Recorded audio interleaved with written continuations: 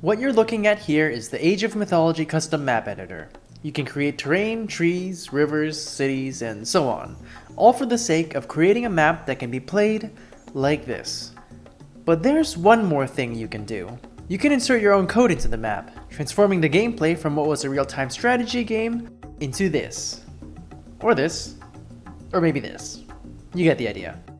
Now, this isn't some new or groundbreaking invention. This feature has been a thing for decades, supported by many games.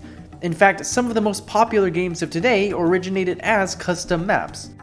And this isn't actually all that surprising. After all, making a custom map is far easier than making a game. You have tons of assets, such as models, animations, sounds, and music, all readily available and already made for you.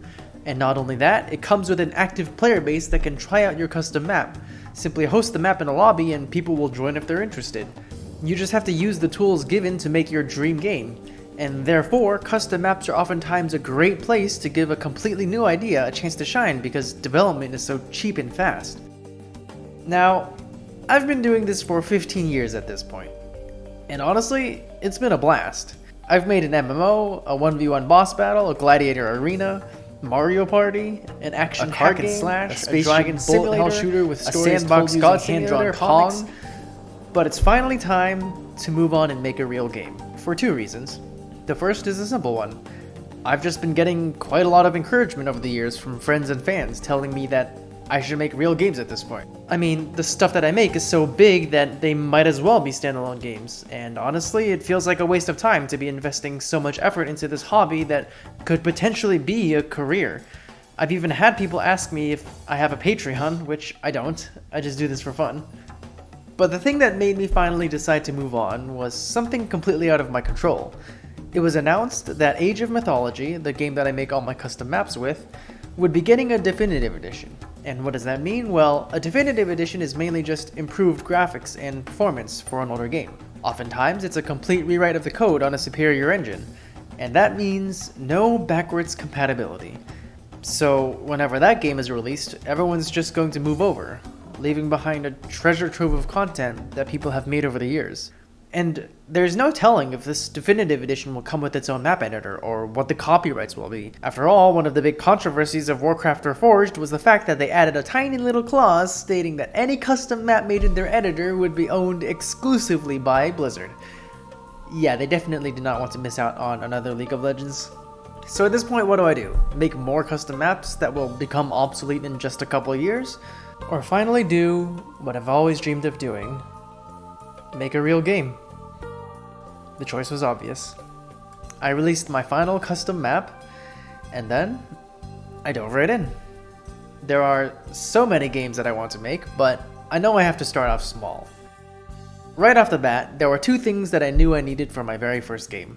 First of all, I wanted to complete the game in a single year. This will be sort of a great learning experience for me, as well as a small win under my belt to boost my confidence for future games. I really want to be able to say things like, I've done that before, so I can do that again. Second of all, I needed some banger music.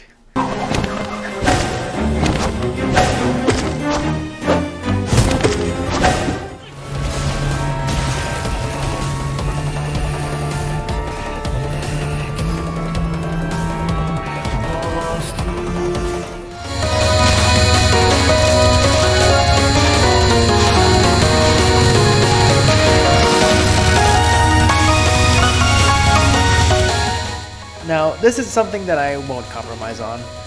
All my favorite games have such amazing and highly memorable music, and it just elevates the experience to a whole new level. But I don't know how to compose music, so that means I've got to find and pay someone to do it for me. Which also means I'll be doing everything else myself, as I don't have oodles of cash to throw around. So with that in mind, my options were set. I can't model or animate, but I do know how to code, design games, and draw, somewhat. So I decided that a card game would be a good starting point for me. But what kind of card game? There are so many out there. You've got single player, multiplayer, deck builders, collectors, cooperative, competitive, the list just goes on and on. Well, I started brainstorming for about a month, came up with a bunch of ideas, tossed a bunch of ideas in the trash, and eventually ended up with something that I was quite confident in. So, the game I'm going to be making is called Symphony Stride. And in this first version of the game, it was a multiplayer cooperative deck builder that you played with your friends. The core gameplay was quite simple. In each encounter, enemies would appear and declare their attacks on these lanes, and you as the players can play cards on these lanes to block the attacks. But the important thing is that each player can only play one card per turn. So in order to accomplish anything, in order to beat any boss fight or any enemy, you have to work together. But before I wrote even a single line of code for the game, there was one major concern that I knew I needed to solve in order for this to work, and that is game length. Having made a plethora of multiplayer custom maps in the past, I know for a fact that it's very difficult to schedule a good amount of time where multiple players are available. I wanted each session to last about an hour at most. So I tried all sorts of things in order to narrow down the game time, such as removing a map altogether. How about after every encounter, players just vote on where to go next, left or right, that's it. I also did not include shops, because shopping would probably take a really long time if you have a party.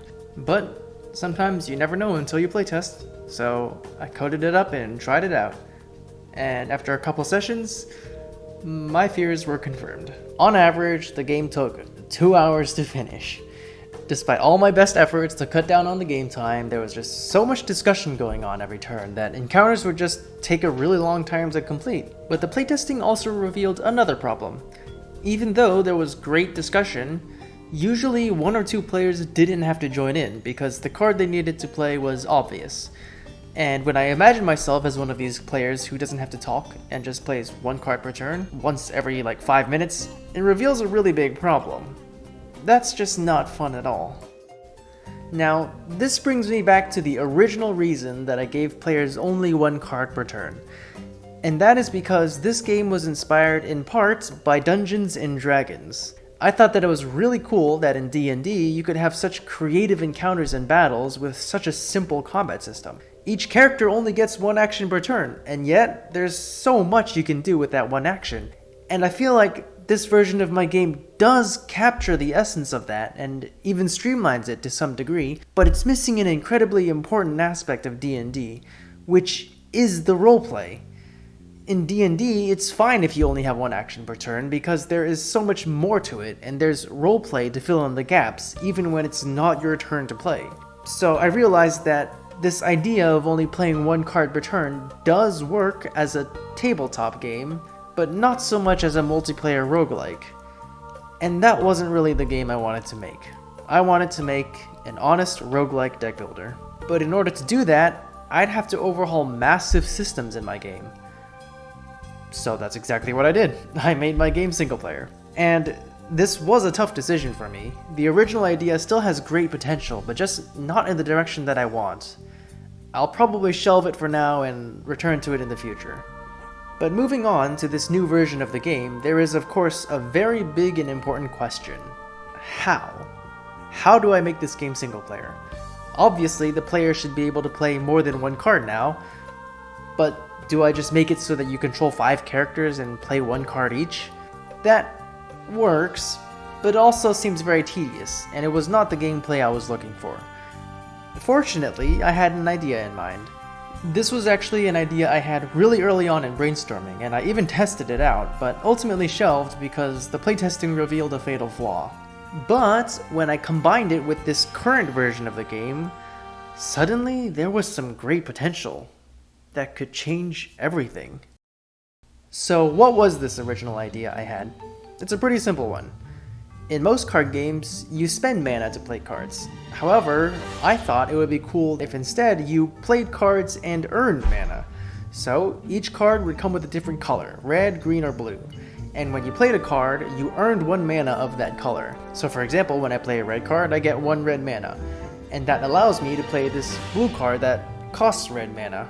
But when I play this card, it doesn't actually spend that mana. Instead, the mana stays. It's sort of a way to unlock the cards, rather than something to be spent. And so now that I've played a red card and a blue card, I can now play this even stronger card that costs 1 red and 1 blue mana. And then it just goes on and on, like building up a combo in a fighting game, except it's a card game. And when I first came up with this idea, I loved it. I thought it had great potential. But then I tested it with just a normal deck of cards, imagining the suits as different colors, and immediately noticed a fatal flaw to this idea, which was that the game just plays itself. The combos that you pull off don't feel very earned because they're determined entirely by what other cards you draw, and since cards don't actually cost anything, there's no downside to playing one card over another card.